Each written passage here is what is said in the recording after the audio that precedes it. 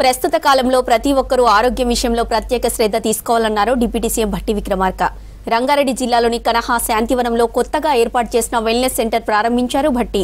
కనహా శాంతివనం దాజితో పాటు షాద్నగర్ ఎమ్మెల్యే వీర్లపల్లి శంకర్ కార్యక్రమంలో పాల్గొన్నారు.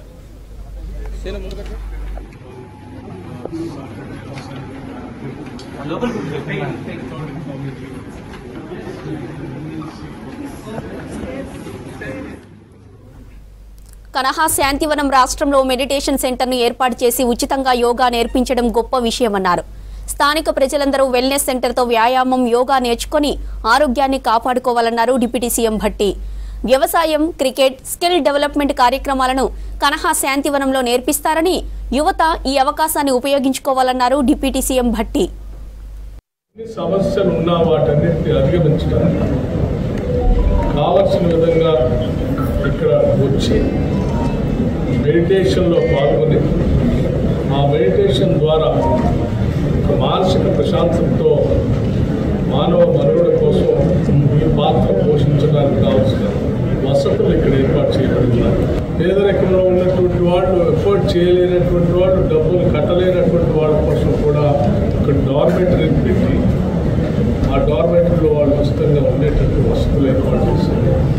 మెడిటేషన్ చేసుకోవడానికి కూడా ప్రత్యేకంగా వాళ్ళు కల్పించుకోవాలని నిజంగా సంతోషకరమైన అంశంగా నేను భావిస్తూ, భవిష్యత్తులో ఇది ఇంకా వాటితో పాటు ఇక్కడ చెట్లని, వివిధ ప్రకృతి సంబంధించిన అనేక రకాలైన మెడిసినల్ వాల్యూ కలిగి చెట్లు పెంచుతూ ఉన్నారు.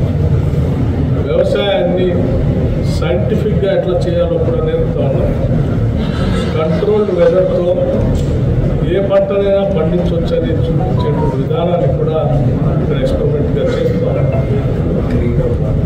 ఇటువంటి వాటిని పూర్తిగా రైతులు, ఈ పరిసర ప్రాంతాల్లో ఉన్నటువంటి రైతులు వాడుకోవచ్చు, ట్రైనింగ్ పొందవచ్చు. యువతను ప్రోత్సహించడానికి కావాల్సినటువంటి క్రీడా ప్రాంగణాలకు కూడా మంచి క్రికెట్ స్టేడియం కూడా కట్టారని చూపించారు.